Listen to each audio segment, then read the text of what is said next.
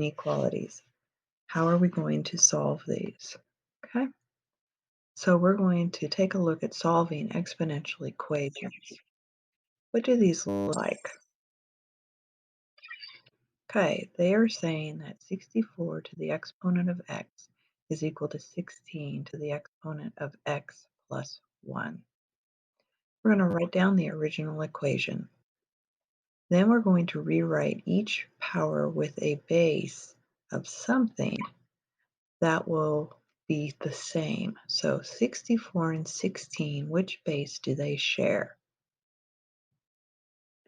That's right, they share the base 4.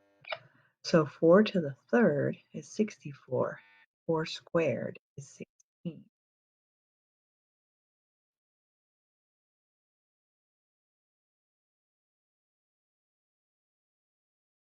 Three times x. And then we'll multiply the 2 into the x plus 1. So we get 2x plus 2.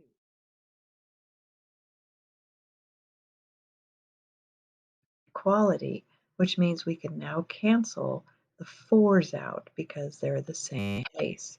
And so we can write the exponents down as 3x is equal to 2x plus 2. So this becomes a multi-step problem. We're just going to subtract 2x from both sides, and we'll get x is equal to 2. And the solution is C.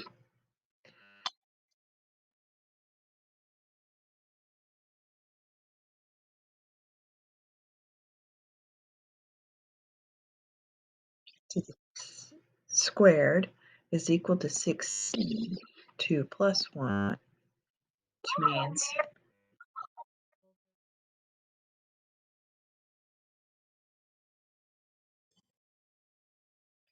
let's take a look at this next one.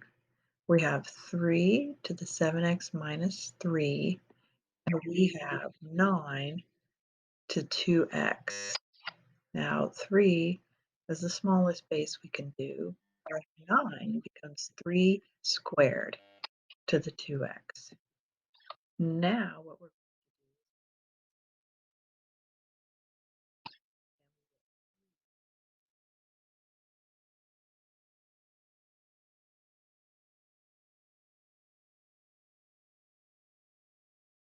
okay.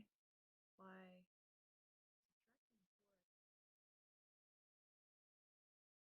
both sides? We get 3x is equal to 3. Divide each side by 3. X is equal to 1. There is a way of plugging these into Desmos, okay? But you have to be careful because we need to make sure that the same bases are the same, that the bases are the same. So if you'll notice here, if you're the answer for the first problem is x equals to 1, and that's what we solved for when we did it with the multi-steps. You'll notice with the second answer that it was x equals 2. So when you plug them in, you're going to wind up with these vertical lines going through what the x value is. All right, let's take a look at one more. We have 4x is equal to 1 half x minus 1. Well, 4 and 2 do share a same base. 4 is 2 squared, and we bring down the x. If you have a 1 half, that's really 2 to a negative exponent of 1.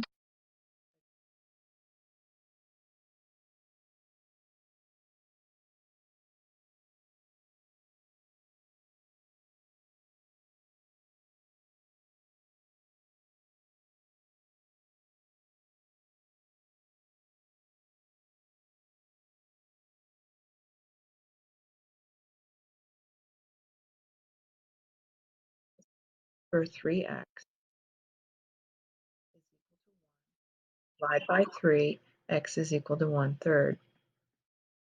We know that a logarithm is perhaps best understood as being closely related to an exponential equation.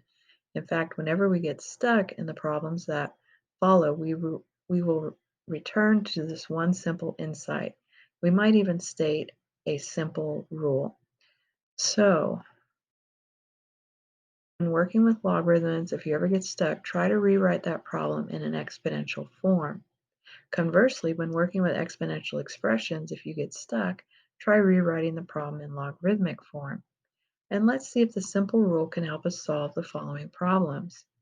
So what if we had log base 6 of x is equal to 2?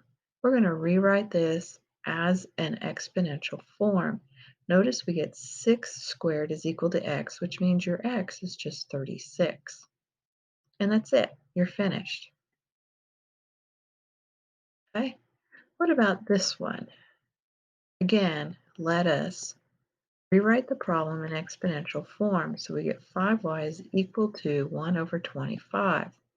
Remember that 1 over 25 is equal to 5 to the negative 2. Well, we just got done doing these types of exponential problems, and this is the reason why. Notice the bases are both 5, so we're going to cancel them, and y is equal to negative 2. Okay, now we have log 3 of 27. Okay, so then the first thing that we're going to do is we are going to rewrite in exponential form, but we've added the equals to y. So we get 3 to the y equals 27. 27 is 3 cubed. We have 3y is equal to 3 cubed, and we can cancel the 3's, and y is equal to 3. Of course, we can use the calculator and just enter it into the calculator as well. So we can evaluate the log 3 of 27 on a number of different calculators, starting with the TI-84, but we can also use Desmos. Okay, so we're going to go to the functions key.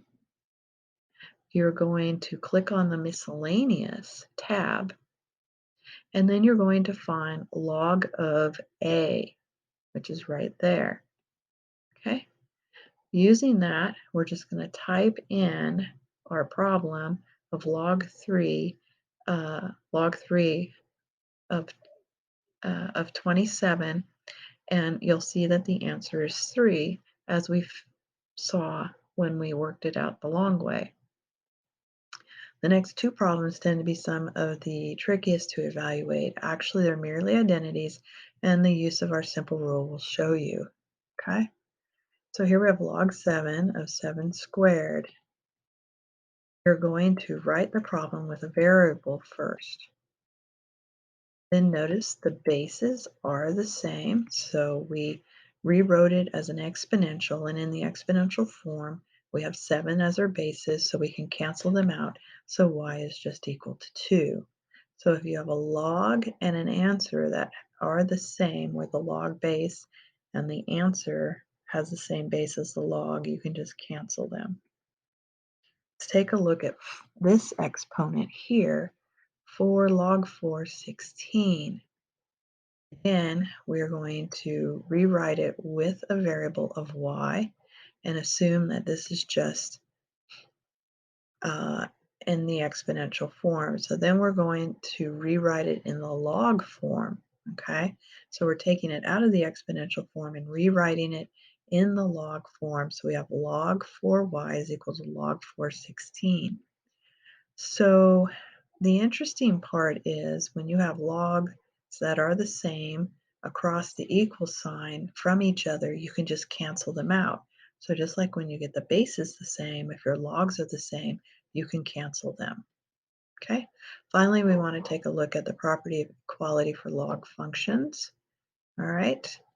So basically with log functions, if bases match on both sides of the equal sign, then simply set the arguments are equal. And again, that's what we did for the last one. So when you look at this, notice that we can cancel out the log 3's because both bases are 3.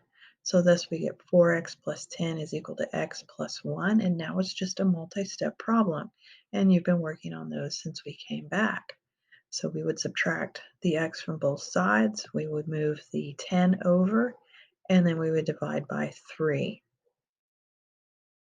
Okay, and then our final concern is to determine why logarithms like the one below are undefined. This is undefined. And can anyone give us an explanation? Okay, So let's see why. One easy explanation is to simply rewrite this logarithm in the exponential form, and we'll then see why a negative value is not permitted. So if we take and let this equal to a variable, write the problem with a variable, then we rewrite it into the exponential form from the logarithmic form. What power of 2 would give us a negative 8? Well, 2 cubed equals 8, and 2 to the negative cubed gives us 1/8. Hence, expressions of this type are totally undefined. As the man said in the video, this is junk. Okay? This concludes our introduction to logarithms. Thank you for your participation, and this is the end.